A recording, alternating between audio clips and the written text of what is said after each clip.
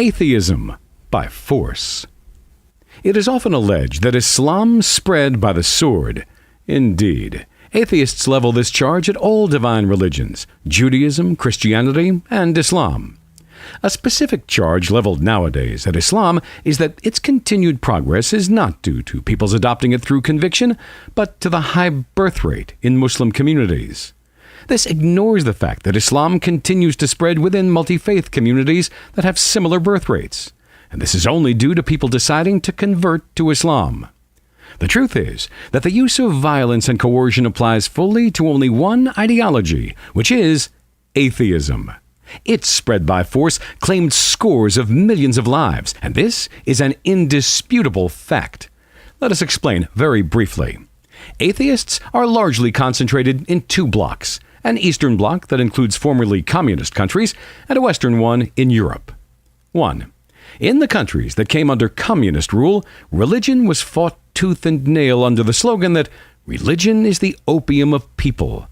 In Russia, China, and other communist countries, adherents to religion were exterminated. It is estimated that 50 to 70 million people were killed in China and 40 to 55 million in the former Soviet Union. They were all religious, and those in Europe were mostly Christians. Those who survived this onslaught and continued to adhere to their faith were deprived of jobs, food rations, and medicine, which were all controlled by atheist communist governments. 2. In Europe, atheism was a side effect of revolutions that aimed to get rid of the tyranny of the Church of the Middle Ages. The Inquisition, torture, and the sale of indulgences that secured admittance to heaven were normal church practices at the time.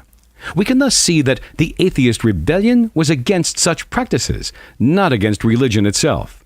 It should be noted that until the beginning of the 20th century, Muslims in Western Europe were not a huge population. This is another fact that shows the falsehood of the claim that the spread of Islam in Europe in the present era is due to high birth rates.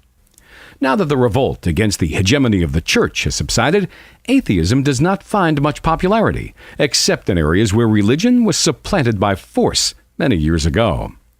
Another important fact is that more than 2/3 of the world's Muslim population live in areas where no Muslim soldiers set foot. The message of Islam was carried to these areas by traders and travelers. It is no longer easy to force people to convert to atheism en bloc. Therefore, its advocates use other unfair methods, such as spreading lies and distorting facts. For example, atheist liars have managed to convince a large number of people, including some of us, that the majority of scientists are atheists, while most surveys carried out over the last century confirm that atheist scientists never represented more than 40% of scientists. Indeed, 90% of the Nobel Prize winners believe in God, while the majority of the remaining 10% specialized in humanities. Yet, despite the great onslaught, massacres, and indiscriminate killings, atheists represent no more than 2% of the world population, and this rate is on the decrease.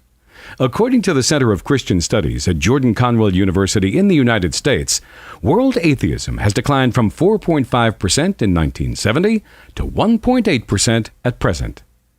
An ideology that despises reason and tramples on people's minds can never easily and peacefully spread through conviction. It needs either a gun aimed at the addressee's head or a set of lies aimed at his brain.